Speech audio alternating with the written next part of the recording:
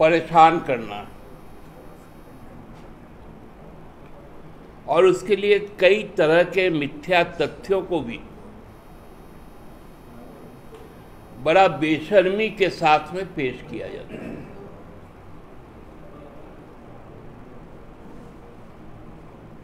हर व्यक्ति, वो चाहे किसी भी पद पर बैठा हो, किसी भी स्तर का हो, हमारे संविधान ने उसको न्याय व्यवस्था में संपूर्ण अधिकार दिए हैं कि वो उसे यदि जब जरूरत पड़े वो न्यायालय से गुहार लगा सकता है, न्यायालय के पास जा सकता है, संरक्षण मांग सकता है। और उसके कई प्रोसेस भी होते हैं। अब चूंकि इंडिया नाम से ही लोगों को दिक्कत है, तो डिजिटल भारत ही कहना उचित रहेगा। डिजिटल इंडिया तो उनको डराता है, तो डिजिटल भारत में अब जो भी हाई कोर्ट्स हो, सुप्रीम कोर्ट्स हो, वहाँ पर ऑनलाइन फीस भरी जाती है। चाहे आप जमीन का भी यदि रजिस्ट्री करें, चाहे आप मोटर व्हीकल का भी रजिस्ट्रेशन करें, ड्राइविंग लाइसेंस का भी मांग करें, आधार कार्ड, चाहे कोई भी तरह का पासपोर्ट, सब कुछ ऑनलाइन अप्लाई होता है। और उस क्रम में जो प्रोफोर्मा है उसमें कई चीज़ें डाली जाती हैं। उसी तरह विगत दिनों हमारे पार्टी के कार्यकारी अध्यक्ष और राज्य के मुख्यमंत्री ने सुप्रीम कोर्ट के निर्देश पर जब यहाँ के उच्च न्यायालय में अपील दायर की, तो उन्होंने भी ऑनलाइन ही जो उपाय है उसका सहारा लिया। उसमें शायद कुछ त्रुटियां रही जिसको हाई कोर्ट ने मेंशन किया, और ये एक बड़ा नॉर्मल प्रोसीड्यूर में ये आता है और उसका क्लैरिफिकेशन मांगता है, तो उसके बाद में फिर उसको हार्ड कॉपी में क्लैरिफाई किया जाता है। एक केस रीट पिटीशन जो 588/2020 का है, जो 10/11/2020 को भारतीय जनता पार्टी के द्वारा माननीय स्पीकर झारखंड विधानसभा के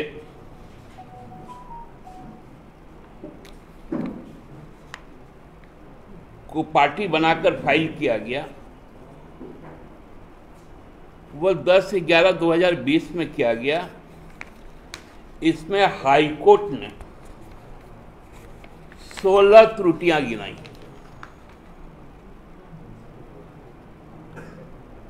16 त्रुटियां। लेकिन हम लोगों ने इस पर कभी कुछ बोला नहीं, क्योंकि ये स्वाभाविक प्रक्रिया। उन्हीं के नेता बाबूलाल मरांडी, जो 12 नवंबर 2020 को स्पीकर के खिलाफ एक रिट पिटीशन 5911 फाइल करते हैं, उसमें भी 3 आपत्तियां। यह आपत्तियां क्या है? पहला आपत्ति पेज नंबर 28 से 35, आर फेंट कॉमा फ्रेश टाइप्ड कॉपीज में बी गिवन, जो हार्ड कॉपी में दिया जाता है। दूसरा, पेज नंबर 43, 45, 46, 59 को भी प्रेस टाइप करके दे।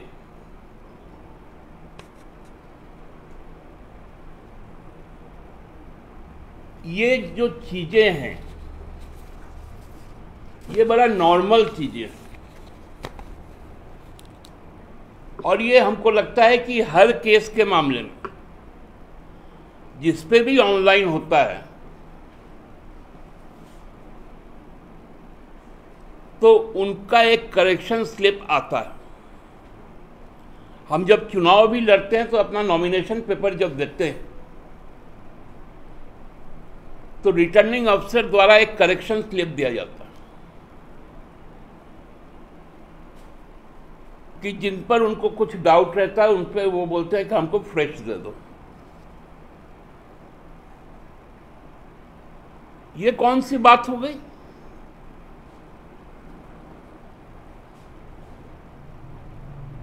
इनको क्यों मिर्ची लग गई?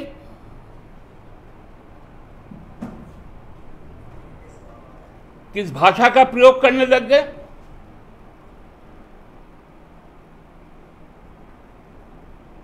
अब तो संसद में जो भाषा बोला जाता है, एक मुख्यमंत्री के बारे में दूसरा पूर्व मुख्यमंत्री किस भाषा का प्रयोग करते हैं?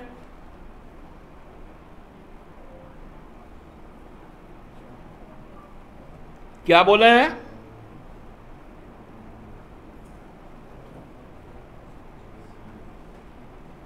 एक जो स्थापित मुख्यमंत्री है उसको एक विस्थापित मुख्यमंत्री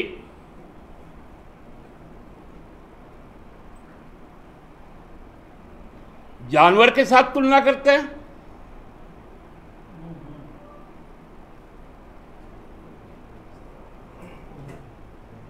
एक अदना सा आदमी बोलता है समय खरीद रहे हैं, भाग रहे हैं।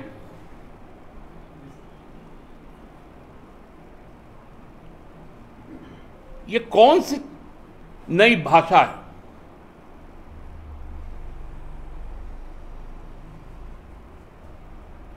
पॉलिटिकली जब आप लड़ नहीं सकते, राजनीतिक तौर पे आप लड़ने का मादा नहीं रखते, तो आप इस भाषा पे उतर आए।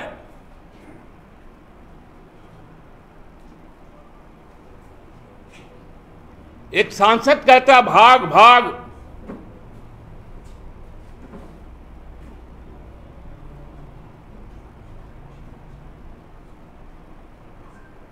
ये सही चीजें नहीं जा रही।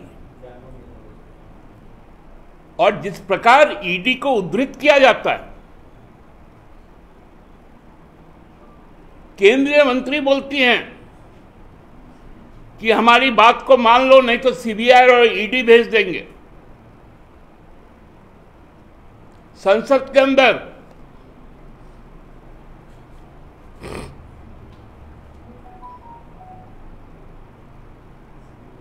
हमको तो समझ में नहीं आता है कि अब इन लोगों को किस भाषा में जवाब देना पड़ेगा।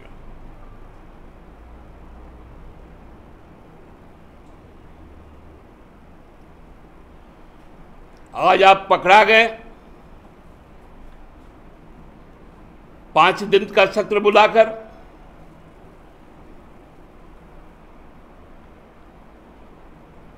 लोगों को केवल सब्ज बाग दिखाए,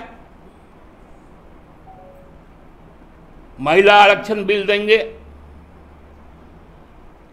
हम लोगों ने कहा 2, बोला अभी नहीं। पहले जनसंख्या की जनगणना होगी, तब परिसीमन होगा, तब देंगे। अरे आज तो सवाल ये उठता है ना कि 5 राज्यों में चुनाव होने जा रहे हैं।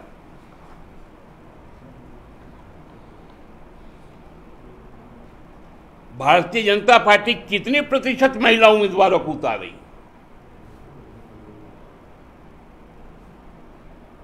बताए।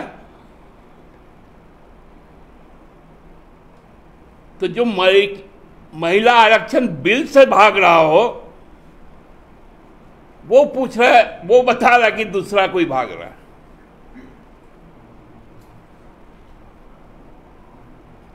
अब क्या हम न्यायालय भी नहीं जा पाएंगे?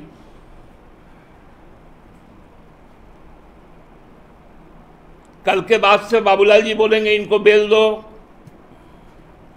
न्यायालय को चिट्ठी लिखेंगे, ट्वीट करेंगे कि माननीय न्यायाधीश महोदय, फलना जी को सश्रम कारावास दे दी जाए।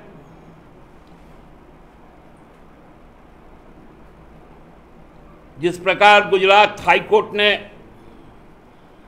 बलात्कार के आरोपियों को सजा मुक्त किया, उसी प्रकार आप भी यहाँ के सारे लोगों को आरोप मुक्त कर दे, सजा माफ कर दे।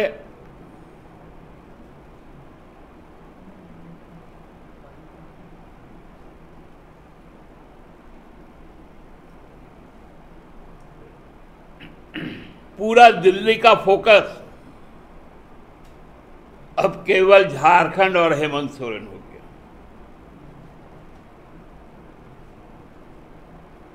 इसको कहते हैं डर, इसको कहते हैं भय, इसको कहते हैं हताशा, इसको कहते हैं पराजय का स्वीकार करना कि अब हम राजनीतिक तौर पे तो नहीं लड़ सकते, तो हम चरित्र हनन करेंगे,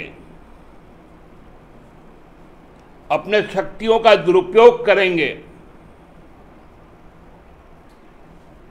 जब सरकार पैसा लेकर आ रही है, दर्द तो इनको इसलिए होता है कि यदि पैसा आ गया, यदि ग्राम सभा मजबूत हो गया,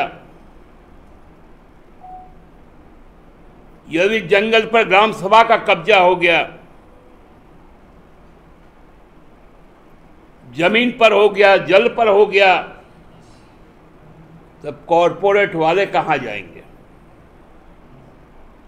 डर उनका वहां छुपा हुआ है, पैसा के अंदर।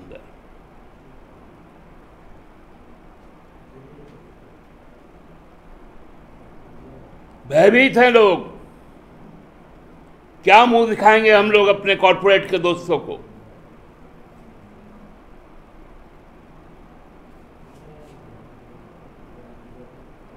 और पैसा लाने वाला को ही ऐसा परेशान कर दो कि पैसा तो क्या, पूरा आदिवासी, यहाँ का दलित, यहाँ का अल्पसंख्यक, यहाँ का मजदूर, यहाँ का किसान, यहाँ की महिलाएं पीड़ित हो जाए, उनके विषय में कोई सोच ना पाए। यह है डर।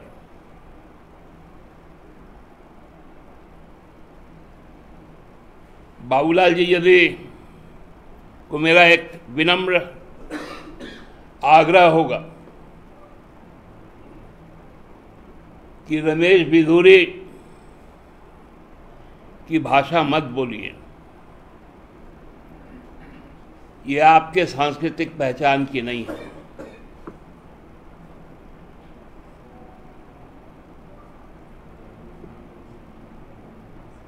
आपकी संस्कृति कल ही कर्मा बीता है, जो प्रेम का संदेश देता है।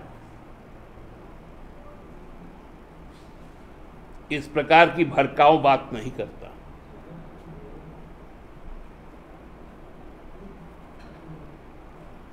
इस महान संस्कृति का आदर कीजिए और अपनी भाषा पर लगाम लगाइए, नहीं तो जनता की भाषा इससे भी ज़्यादा कठोर होती है। 24 के लिए तैयार नहीं है। धन्यवाद।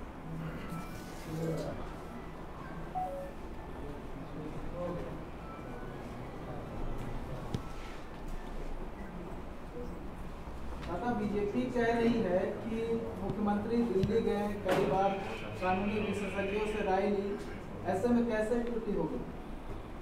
क्या बीजेपी की ओर से कहा जा रहा है, जो याचिका हाईकोर्ट में फाइल की गई है पिटीशन, उस पर ये आरोप है कि मुख्यमंत्री दिल्ली कई बार गए, कई कानूनी विशेषज्ञों से राय ली, तो ऐसे कैसे गलती होगी? देखिए, मुख्यमंत्री जी के एक पिता भी हैं जो हमारे लिए धरोहर, उनका नाम दिशमगुरु आदरणीय शिबू सोरेन जी। उनकी भी तबीयत बहुत ज़्यादा खराब है, वो भी सतत डॉक्टर के निगरानी में है।